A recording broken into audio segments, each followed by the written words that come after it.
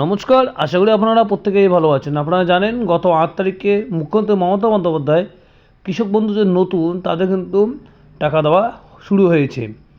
ইতিমধ্যে বেশ কয়েকটি জেলার কৃষকরা কিন্তু এই সুবিধা পেয়ে গেছেন।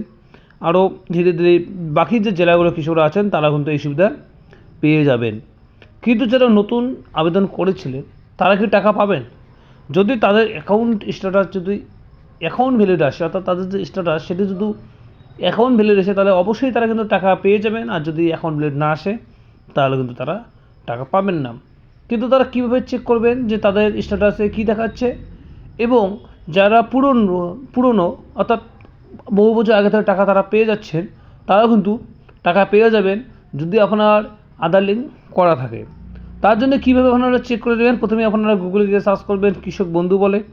কৃষক বন্ধু লেখার পরে এই ধরনের একটি লিঙ্ক কিন্তু আপনাদের সামনে আসবে। এখানে দেখুন যে ফার্স্ট যে লিঙ্ক সেটি কিন্তু কৃষক বন্ধু। সেই লিঙ্কের উপরে আপনি ক্লিক করে নেবেন। ক্লিক করার পরে এই ধরনের আরেকটি কিন্তু ইন্টারফেস আপনাদের সামনে আসবে। এখানে আসার পরে আপনি একটু ভালো করে যাচাই করে নেবেন, দেখবেন নথিভুক্ত কৃষকের তথ্য যেটি সেকেন্ড অপশান, সেই নথিভুক্ত কৃষকের তথ্য সেখানে আপনি ক্লিক করে নেবেন। এরপরেই আপনাকে কিন্তু পরবর্তী যে পেজ সেই পেজের মধ্যে নিয়ে যাবে।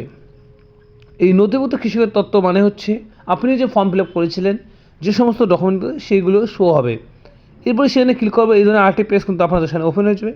এখানে আপনি সিলেক্ট অপশন, অর্থাৎ আপনি এখানে কিন্তু যে কোনো একটি অপশান চুজ করে আপনি তার নাম্বারটি দিয়ে কিন্তু সার্চ করে নিতে পারবেন যে আপনি টাকা পেয়েছেন, অর্থাৎ টাকা পাবেন কি পাবেন না। এর জন্য আপনাকে আধার কার্ডটি এখানে বসিয়ে দিতে হবে। এরপর যে আধার নাম্বারটি আছে সেই আধার নাম্বারটি বসিয়ে দেওয়ার পরেই আপনাকে কিন্তু ওই যে চেকবক্স আছে সেখানে ক্লিক করে নিতে হবে। চেকবক্সের উপরে আপনি যখন ক্লিক করবেন তখন কিন্তু আপনাকে পরবর্তী যে ইন্টারফেস আছে সেই পরবর্তী ইন্টারফেসে কিন্তু আপনাকে নিয়ে যাওয়া হবে।